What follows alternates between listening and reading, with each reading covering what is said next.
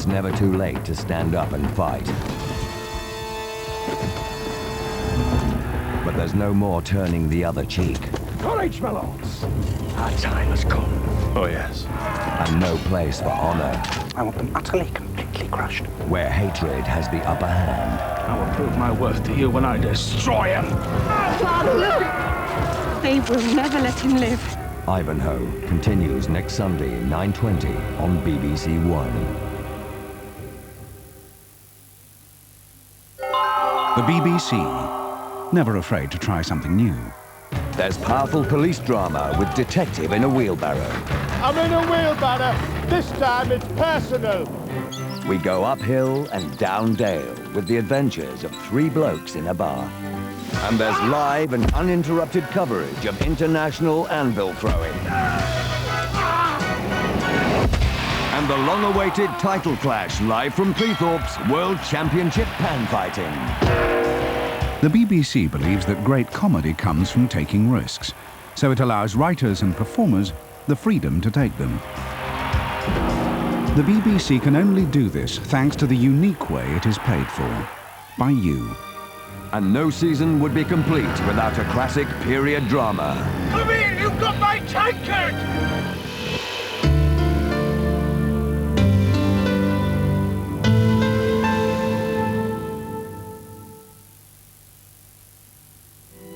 In 1992, Rudolf Nureyev knew he was dying. Home, it is where somebody is waiting for you. Home was this theater. His final dream was to stage the ballet La Bayadère.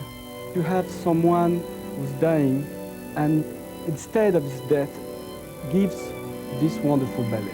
A last wish fulfilled. He was consecrated by the love of people. Rudolf Nureyev on Omnibus. Tuesday, 10:45, BBC1. A jambalaya of a movie over on BBC2 in 10 minutes. The Heat of New Orleans gets to Dennis Quaid and Ellen Barkin in The Big Easy. Here on BBC1, the epic series that charts our progress through this century focuses on Communist China 1949, the People's Revolution. Sunday's news, first on BBC1 with Michael Burke. Israel and the Palestinians are said to be close to agreement tonight on Hebron. King Hussein is brokering a deal. Israel's Prime Minister says they've made considerable progress. Tony Blair says education is Labour's priority. They'd bring in better teachers and more homework. And up, and oh dear, another balloon attempt ends in a day trip to near disaster.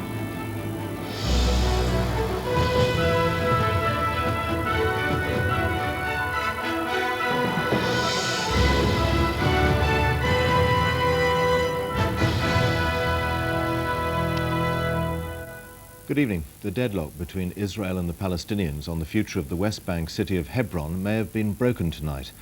King Hussein of Jordan saw the Palestinian leader Yasser Arafat earlier today and met Israel's Prime Minister Benjamin Netanyahu this evening. Within the last hour, the meeting finished. The two sides said they hadn't reached full agreement, but had made significant progress. From Israel, our Middle East correspondent Stephen Sacker reports. King Hussein flew into Gaza at the controls of his own helicopter at the beginning of a day of dramatic diplomacy.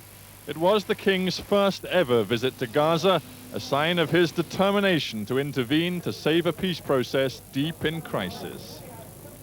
After years of uneasy relations with Yasser Arafat, there were signs of solidarity. After their meeting, the king and Yasser Arafat emerged in positive mood. I think that everything is moving very, very well, and I really hope that all these efforts will lead to a happy conclusion, the beginning of a new phase. And with that, the king announced his immediate departure for an urgent meeting in Tel Aviv with Prime Minister Netanyahu. There were contacts with the Egyptian president and the American Secretary of State. By the time King Hussein faced Mr. Netanyahu a short time ago, there was optimistic talk of a breakthrough within reach. The Americans are heavily involved. The pressure for a deal is intense, but it hasn't yet been done. Because of the initiative, the important initiative that His Majesty took, we have made considerable progress. And I think we can envision the end of the negotiation in sight. There's still work to be done. Israeli-Palestinian talks are likely to continue through much of the night. The US Special Envoy Dennis Ross, who had threatened to go home, is now chairing the talks. Success is by no means guaranteed, but it is perhaps closer than ever before. Stephen Sacker, BBC News, Jerusalem. Here, Tony Blair has said that education would be the priority of a new Labour government. He said he wanted to drive through education reforms with the same zeal the Conservatives applied to the trade unions. The Conservative Party chairman, Brian Mahwini, said schools run by Labour councils had the worst standards, and Mr Blair was a hypocrite. Chief political correspondent John Sargent reports. Tony Blair is concerned that voters are being put off by party political wrangling, and so this morning he concentrated on policy, particularly on education. It would be Labour's flagship legislation in their first parliamentary session. If you compare us with France and Germany, we're far behind. Now, we are catching up, but they're racing ahead even more. So if we want to get this right, it's got to be driven through from the top.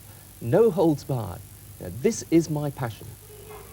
Labour promises nursery schooling for all 4-year-olds, but not through the voucher scheme which starts in April. That would be scrapped. Other measures in the bill: there would be minimum homework times, 30 minutes a night for primary pupils, 90 minutes for those at secondary school, long-term reading and writing targets for 11-year-olds, and 5-year-olds to be assessed to allow improvement to be measured. There's one very glaring omission, and that is any reference to the need to recruit and retain and motivate teachers. We are facing a crisis in that respect at the present time. Labour want to reduce class sizes using money from the scheme which enables some less well-off children go to private schools. But the Tories say the sums don't add up, and Labour's whole approach lacks credibility. There is no alternative to the way that we have pursued over the last decade to increase choice, to increase diversity, to increase, therefore, the internal pressure on schools to improve, to make them accountable, to make their results transparent, and to concentrate on the basics. The difference between the Labour Party and the Liberal Democrats is we've said where the money is going to come from. We're prepared to commit ourselves to more expenditure and, if necessary, increase income tax by a penny. And the Labour Party hasn't really put its money where its mouth is. The policy differences between Labour and the other parties over education are not very great, and all are now agreed on its vital importance. Education is bound to be one of the key areas in the election campaign. Party differences will be highlighted, but for voters the overriding question remains, as it is in other areas, who can be trusted to carry the policies out. John Sargent, BBC News. A major rescue operation is underway in the Bristol Channel after a man and a 9-year-old boy went missing after their boat capsized off Portishead Point. It was apparently returning from a fishing trip. One of the missing was thought to have been trapped inside the overturned hull of the boat, which has now sunk. The other is reported to have been swept overboard. 2 other people were rescued and taken to a Bristol hospital, where they're said to be in a stable condition. At least 8 people have been killed in a train crash in northern Italy. Another 25 people were injured when a crowded express came off the rails in a bend at high speed between Milan and Rome. The former Italian president, Francesco Cossiga, who was on the train, was unhurt. The cause of the accident is not yet known. The express train was just half an hour into its journey when it came off the rails. It was rounding a bend as it approached a station in the town of Piacenza, about 30 miles south of Milan. The train was travelling so fast that some of the carriages simply turned over as they left the tracks. This carriage was sheared in half. Rescue workers had difficulty trying to reach the casualties trapped in the wreckage. It's unclear exactly how many passengers were on board, but there were at least 150. Among the dead were the 2 drivers. Their locomotive hit an electricity pylon as the train came off the tracks. One of the passengers was the former Italian president, Francesco Cossiga. He was unhurt, but was obviously shaken as he was helped to safety by rescue workers. The train, which is known as the Pendolino, is Italy's fastest and can cover the journey from Milan to Rome in 4 hours. It has a tilting mechanism which allows it to take bends at speed. It's believed to have been travelling at about 70 miles an hour when it left the rails. Tonight, a crash investigator said there were no indications at this stage of foul play. The train's black box, containing technical data, including its speed, has been recovered and should help to establish the cause of the accident. June Kelly, BBC News. Army bomb experts have defused 2 mortar bombs which failed to go off when they were fired yesterday at a police station in County Fermanagh. The van from which they were fired was abandoned. No one was hurt, but the RUC says a number of people had a lucky escape, including some school children who were having music lessons in a building nearby. Police in Berkshire are investigating the murder of a 52-year-old woman in the grounds of a nursing home. Patricia Coulton, who worked at the home in Sunningdale, was married to a member of the Royal Protection Squad. Detectives believe she was stabbed as she walked to her car. A huge search has been carried out in Wiltshire for a 9-year-old girl who's been missing since yesterday. Zoe Evans was last seen playing in a park near her home in Warminster. More than 100 troops based locally joined police searching the town and a golf course near the Army married quarters where her family lives. The latest attempt to fly non-stop around the world in a balloon has ended in failure. The British-built Breitling orbiter ditched in the Mediterranean just hours after setting off from the Swiss Alps. Both pilots were rescued by the French Navy. Last week, an attempt by the businessman Richard Branson also failed. This time it ended in the Mediterranean, not the desert, with French forces, not Algerians, saving the day. But once again, a crew of would-be pioneers have to be rescued just hours into what was supposed to be an epic voyage. Before it all went wrong, Richard Branson, whose record attempt lasted 19 hours, had dropped in on his Swiss and Belgian rivals to wish them better luck. You know, I have to tell you, we had the choice of being nervous because we understand what's happening, or crazy because we don't understand what's happening. We chose nervous. Picard and his colleague Wim Verstraeten had chosen the snowbound Chateau d'Ay as the launch site. -10 Celsius and thin alpine air seemed to do the trick. The Breitling orbiter lifted off gently at daybreak, its huge canopy filling to the height of a 15-story building. But repairs had been going on to the last minute, and ominously, even on takeoff, a red alarm signal was still lit up. Barely 6 hours out, the crew were forced to descend for fresh air because fumes from leaking kerosene were making them sick. They came down over the Mediterranean, and they reported that they really felt so ill that they couldn't continue across the Mediterranean to Algeria. And of course Bertrand is a doctor, so when he says that people are ill, you have to accept that they're ill. Picard's grandfather made the first flight into the stratosphere. His father set records for deep-sea exploration. Like Richard Branson, he's unlikely to give up after a failure. But the dream of setting the last great ballooning record is proving to be an elusive and increasingly expensive challenge. George Eakin, BBC News. A service to celebrate the rescue of the British yachtsman Tony Bullimore and the French sailor Thierry Dubois has been held on board the Australian frigate Adelaide. The ship took part in the operation to save both men after their yachts capsized last week. The 2 sailors are due to arrive in Western Australia late tonight, where Mr. Bullimore will receive hospital treatment for frostbite. Football, and Manchester United moved into second place in the Premiership this afternoon by beating Tottenham by 2-1 at White Hart Lane. In Scotland, Rangers increased their lead at the top of the Premier Division to 11 points with a 4-0 victory over Aberdeen. With much football talk currently centring on pressure at the top, defending champions Manchester United are accustomed to coping. United had the chance to steal a march on their faltering rivals, but had a lucky early escape as first Tottenham's Everson pounded the crossbar. And then Andy Sinton, following up, did exactly the same before the ball was scrambled away to safety. United's reply was typical and almost immediate as Cantona fed Solskjaer and the Norwegian finished perfectly. Tottenham were level before half-time though, as new signing Ramon Vega headed on for 19-year-old Rory Allen to score.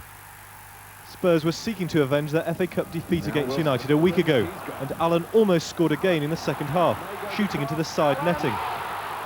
But once more, United surged back.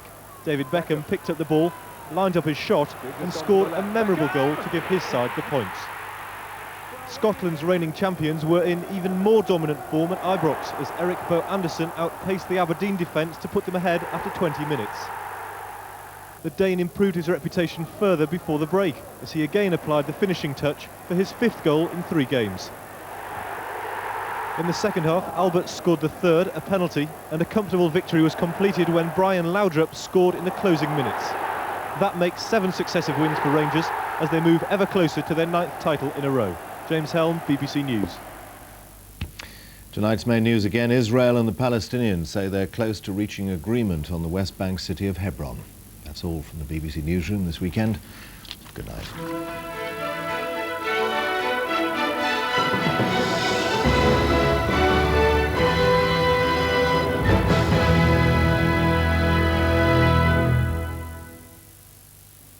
Hello. Well, the milder weather has arrived at long last and it's here to stay for the next few days. Windy conditions, though, for much of northern Britain. You can see those tight isobars there, and also a weather front that's going to bring cloud and rain. Now, at the moment, the rain is in the very far north of Scotland, the north of the Western Isles, heading its way up to the Northern Isles overnight tonight before slipping its way southwards. So some rain getting across much of Scotland, also Northern Ireland, but further south, dry but cloudy. In the very far south, we've got problems with fog. In fact, sea fog's coming in from the English Channel, working its way further north during tonight. A mild night to come, though, temperatures generally around 5 to 10 degrees. As we go through into Monday, starting off fairly cloudy and dull, the weather front giving rain across Northern Ireland and across the border regions. Some brighter weather coming into the far north, though, as we go through to the afternoon, and perhaps some brighter weather, too, coming up into the far south. The first sunshine, perhaps, for a long time. Temperatures, well, roughly around 8 to 12 degrees, so mild again. Bye-bye. On Wednesday in Commoners' Muck. You don't know how to paint. Says him. Michelangelo, he lay on a scaffold like you to complete his work. Only it took him 4 years. They didn't have rows in them days, did they? I'd like to propose Nat Kubarkar as chair. I want you to earn my respect. What are you going to do? Leave him out there till he gets old and dies? It's amazing. Hated it. Brilliant. Romance and revelations in Commoners' Muck. Wednesday at 9:30 on BBC1.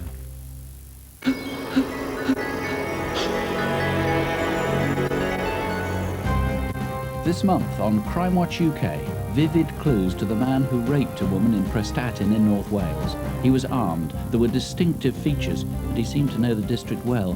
But who is he? And the gang that ambushed a lorry in Lewisham, South London. The hijack was foiled dramatically when 2 off-duty police officers got involved. Maybe you'll recognise some of the clues. That's Crime Watch UK, BBC1, Tuesday at 10.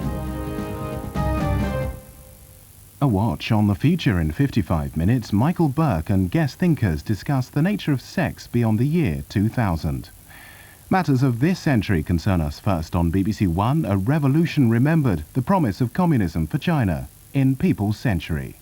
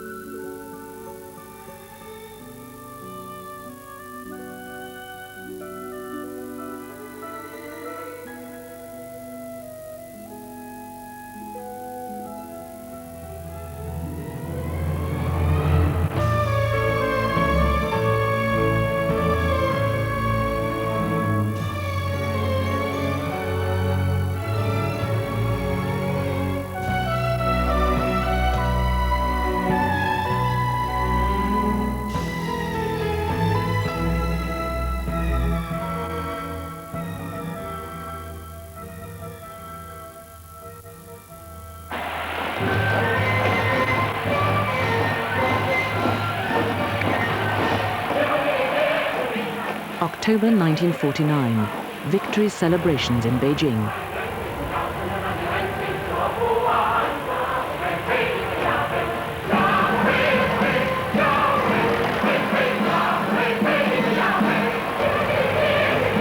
Over 30 years after the Soviet Revolution, communism makes a second great advance.